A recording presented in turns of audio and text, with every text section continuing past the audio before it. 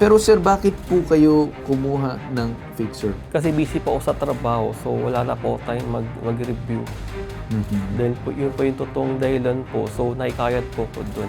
Sinimulan mo ba na mag-take ng board exam noon? Nakapag-previous attempts ka na ba? Yes po, no October 2023 po. Nakailang attempts ka na? First take po no that time. Okay, first take. Pumasa ka ba? Hindi. Hindi po.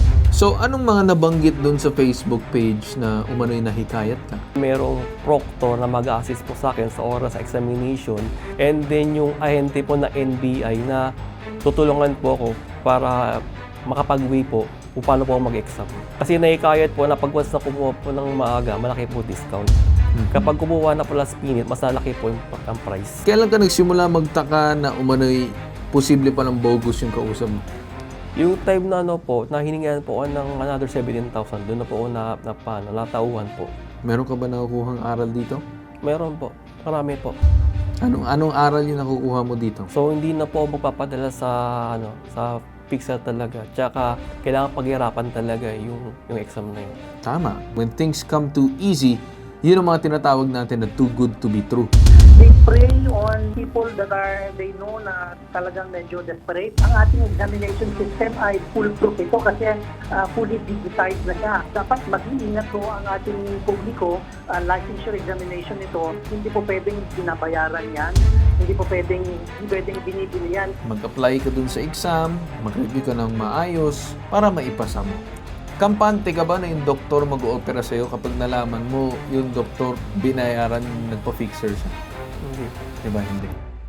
Pambansang Sumbungan, Bitag Helpdesk. Kasi hindi biro ang board exam. Opo. Alam natin yan. Whether it be law, whether it be sa mga teachers, whether it be dun sa mga kukuha talaga ng professional na mga board exams kagaya ng nursing also as well, mga NMAT or kung ano pa, doktor, abogado, marami pa dyan. Pero sir, bakit po kayo kumuha ng fixer? Yun po ang aking katanungan. Hindi po related dun sa page. Kasi yung page naman, makita lang naman natin yun na may mga fixer. But siguro, yun ang number one na nag-ano sa isip ko. Bakit po tayo kumuha ng fixer? At hindi na lang po natin pinag-aralan, hindi na lang po natin tinignan. Yun lang sir, siguro ang top one question ko. Bali, kasi busy po ako sa trabaho, so wala na po tayong mag-review. Dahil po, yun po yung totoong dahilan po, so naikayat po ko doon. Nakakaya nila po Okay, ipasa. sige. Sinimulan mo ba na mag-take ng board exam noon? Nakapag-previous attempts ka na ba? Yes po, no October 2023 po. Nakailang attempts ka na? First take po no that time. Okay, first take. Ngayon, pumasa ka ba? Hindi. Hindi po. So, anong mga nabanggit dun sa Facebook page na umano'y nahikayat ka?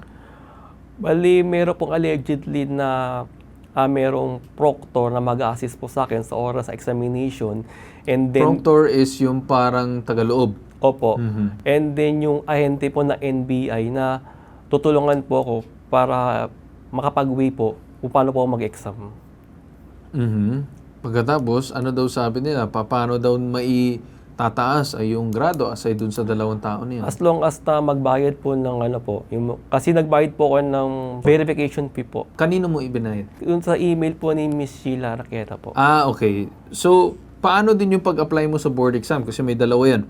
May pag-apply dun sa mismong board exam mismo or doon sa kanila. So, nag-apply ka separately para sa board exam at sa kanila? Separately po kasi po, kailangan po nilang NOAA kaso wala pa po. Kasi July po yung start ng registration po. So, wala pa. Pero as early as now, kumuha ka na. Opo. Kasi naikayat po na pag once na kumuha po ng maaga, malaki po discount. Kapag kumuha na po last minute, mas malaki po ang price.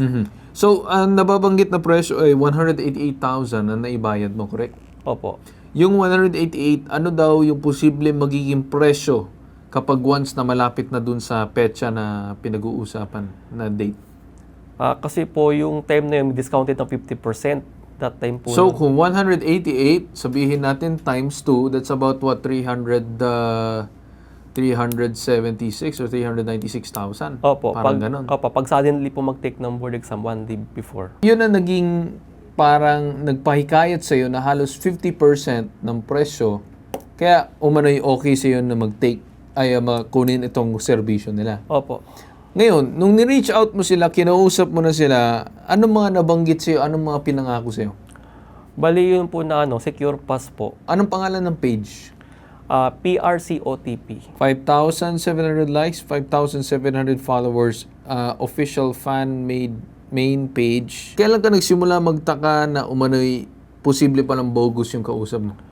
Yung time na po, na hiningihan po ako ng another 17,000, doon na po ako natauhan po. Para po sa good moral character po. Sabi ko na na tigil ko lang po, kasi po, wala na po akong pambayad talaga. Tapos sabi po sa akin sa chat na wala lang refund. Tapos tatangka nila na iba-blacklist nila ako sa message nila.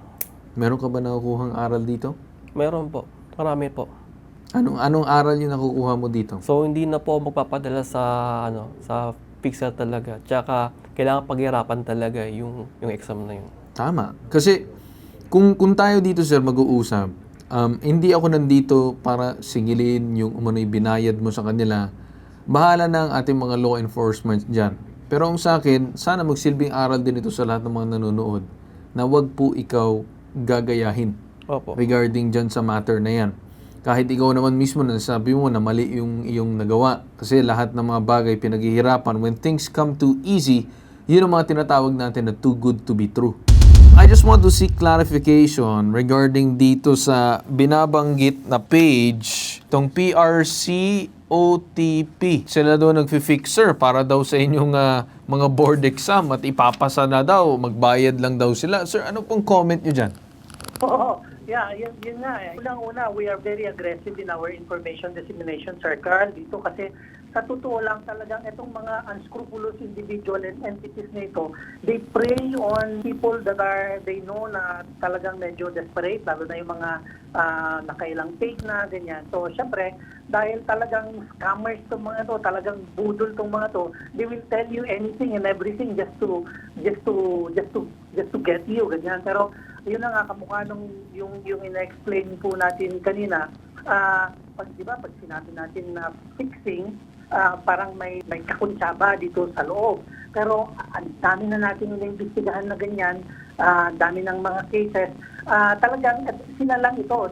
Again, pure scam ito, budol ito, sasabihin nila na may kakilala sila sa loob, na magagawa nila ito, magagawa nila yan. Pero in fact, Sir Carl, wala. Kasi as I've been illustrating earlier, ang ating examination system ay foolproof ito kasi fully digitized na siya. Upon application, computerized na ito until the release of the exams, ganyan. And kung mababangkit ko nga lang, Sir Carl, meron pang isang instance nun. Ang representation ng scammer, board member daw siya, imagine that. Pinahuli namin yun, pinakulong namin yun, Sir Carl. So, ganyan talagang dapat mag-iingat ko ang ating publiko. Dapat they take their information directly from us. Madami rin ganyan, lalo na yung nga sa social media, lalo na kung desperado yung mga kababayan natin, talagang madali silang makuha. Siguro sir, again, I mean, aside from talking about the topic na na-scam, gusto ko lang sir siguro coming from your part as part ng PRC, what's the sort of lesson or tip mabibigay mo sa ating complainant at sa lahat ng mga nanonood na nag-iisip na baka pwede na magbayad na lang para pasa na lang, ganito, ganyan. Ano ba sir yung masasabi mo sa lahat ng mga nanonood aside dito sa ating complainant ngayon? Sabi nga natin, examination ito, licensure examination ito yung kailangan mong gawin para bigyan ka ng estado to practice your profession, to render your service to the public. Hindi po pwedeng binabayaran yan. Hindi po pwedeng binibili yan kasi again hindi naman po pwedeng pahintulutan ng estado na ang mga individual na magbibigay ng serbisyo professional sa publiko ay po pwedeng hindi naman talaga marunong kundi nagbayad lang. So doon pa lang sa consideration na yon, Sir Carl, dapat talagang mas wary tayo. And again, I cannot overemphasize what you've mentioned kanina, that if it appears to be too good to be true, then dapat nagdadalawang isip na ho tayo. Correct. Oo. Yes. And then, ano naman ho kami ang PRC, hindi kami mahirap puntahan, i-approach. Nasa malls kami, nasa service centers kami. yung website ho namin, nandun, klaro po yung proseso natin. Lahat ng data, lahat ng information na may kinalaman sa examination, magsimula sa schedule ng application, deadline, processing, time ng oath-taking, registration, nandoon po lahat. Kaya kung merong agam-agam po ang ating mga would-be professionals, our examinees, merong hindi klaro, kahit sabihin natin na wala namang kumakausap sa kanila, nakamukha natong kaso po na pinag-usapan natin. Kung may kunting agam-agam, reach out to us. We are more than willing to clarify things, to explain to you things, to assist you. Ano pong po pwede gawin sa kanila para sampulan? Ano bang parang warning ninyo, sir, or babala doon sa lahat ng fixer niya? Ako bilang the assistant commissioner, kung meron pong nagsasabi diyan na empleyado sila o official sila or even board member sila ng kahit anong profesyon at ganito ang pinapangako, itulog niyo po diretso sa akin. Okay. At kung totoong empleyado po 'yan, pananagutin natin ng lubos-lubusan 'yan. At Okay. kung board member yan, kung umabot sa punto na gano'n, meron pong karampatan na kaparusahan na naghihintay po sa kanila. Dito naman para sa ating complainant, what will you do to assist and give action dun sa kanyang complaint, sir? Well, unang-una sir, ang ma-advise ko lang sa kanya is for him to apply for the exam. Mag-aral siya, mag-review siya. Ang application, yung proseso niya, napakadali ho niyan. Yung di ba, katulad mo ng binanggit ko kanina, fully computerized na ho kami from end to end. Okay. Kahit yung dokumento na bit-bit nila to show the proctors in the examination areas, sila na ho mismo ang nagpe-print yon. So, Yeah. as to the process of application, madali po yun. Okay. Sir, if yes, sir. if I may know, is it possible, sir, na makatulong kayo dun sa pagta-track down dun sa account or whatsoever or yung people behind it para ma-filean ng mga kaukulang kaso? Kasi that's a violation against dun sa inyong regulation commission eh. Yes, sir. Sa amin ho kasi, di ba, meron kaming quasi judicial power. Okay. So, ang coverage ho noon ay yung mga professional, yung mga erring professionals. Kunwari, merong malpractice, merong Okay. violation sa kanilang code of ethics, ganyan. Yung pagsasampa ho ng complaint o kaya kaso sa, yan, katulad ho nung scammer na yan, kamukha din ho ng binanggit niyo po kanina, Okay. it's a matter of law enforcement na. So, pwede po kaming mag-assist. Kunyari, sasabihin na, kunwari yung kausap po niya, nagtanggap na empleyado ng PRC, Okay. we can assist by making a statement or certification na hindi siya empleyado. Hindi siya connected kay PRC. So makakatulong po doon sa kaso na ipafile nila Okay. sa regular courts. So pwede po yun, sir. So ngayon, sir, narinig mo naman from the said PRC na hindi nila kinikilala ang kahit sinong fixer doon. So, ano bang naging advice niya kanina? Na mag-apply ka dun sa exam, mag-review ka ng maayos para maipasa mo. Opo. Yun ang moral lesson for today.